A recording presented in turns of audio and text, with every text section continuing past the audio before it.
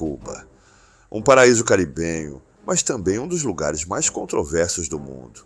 Um país onde médicos ganham menos que taxistas, onde carros dos anos 50 ainda circulam pelas ruas e onde a Coca-Cola simplesmente não existe. Mas como essa ilha se tornou um dos maiores paradoxos da história moderna. Hoje vamos explorar como Cuba foi de um sonho revolucionário a um país onde a liberdade é apenas uma ilusão. E o mais importante, será que o fim do regime cubano está mais próximo do que nunca? O passado colonial e a influência americana. Para entender Cuba hoje, precisamos voltar ao final do século XIX e início do século XX. Após séculos sob domínio espanhol, a ilha conquistou sua independência em 1898, ao término da Guerra Hispano-Americana. Mas a soberania cubana veio acompanhada de uma forte influência dos Estados Unidos, que passaram a ditar os rumos econômicos e políticos da ilha. Durante as primeiras décadas do século XX, Cuba se tornou um quintal econômico americano. O açúcar, principal produto da ilha, era controlado por empresários dos Estados Unidos. Cassinos e hotéis de luxo se multiplicavam, e Havana se tornava a Monte Carlo do Caribe, mas apenas para os estrangeiros e a elite local. A revolução que prometeu libertar. O povo, cansado da corrupção e da desigualdade, apoiou um jovem advogado chamado Fidel Castro. Ele, junto de Ernesto Che Guevara, liderou uma revolução que prometia justiça social e o fim da exploração. A revolução triunfou. O capitalismo selvagem foi banido e no lugar surgiu um novo regime. Mas essa nova Cuba trouxe liberdade, ou apenas um novo tipo de opressão? O novo governo cubano rapidamente se aliou à União Soviética, provocando a ira dos Estados Unidos.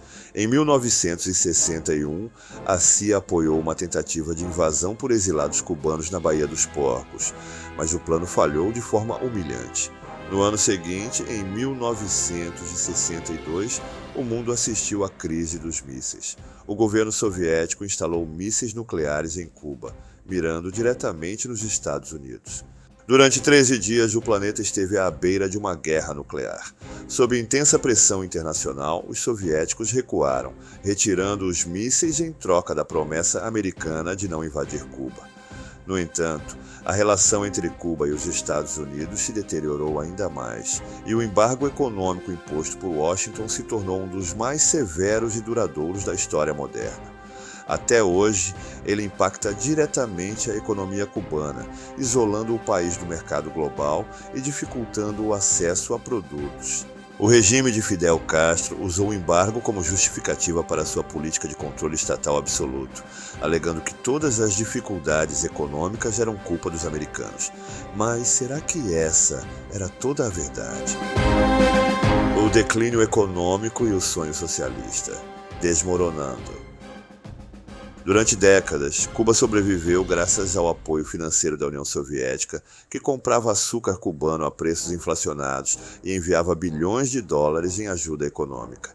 Mas em 1991, com o colapso da União Soviética, esse fluxo de dinheiro e recursos foi interrompido da noite para o dia. O país entrou no chamado período especial, um dos momentos mais difíceis da sua história.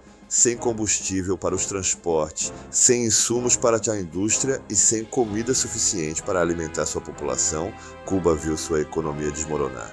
O racionamento foi extremo, a fome atingiu níveis alarmantes e o consumo de calorias por habitante despencou drasticamente.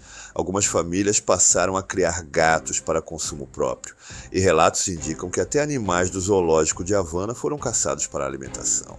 Apagões de até 16 horas se tornaram comuns, enquanto o governo tentava conter a insatisfação popular. Para amenizar a crise, Fidel Castro permitiu algumas reformas econômicas limitadas, como a abertura de pequenos negócios privados e a legalização do uso do dólar americano em transações. O turismo se tornou a principal fonte de divisas estrangeiras, criando uma economia dual onde aqueles que trabalhavam diretamente com turistas podiam ganhar em moeda forte, enquanto o restante da população sobrevivia com os baixos salários pagos em pesos cubanos.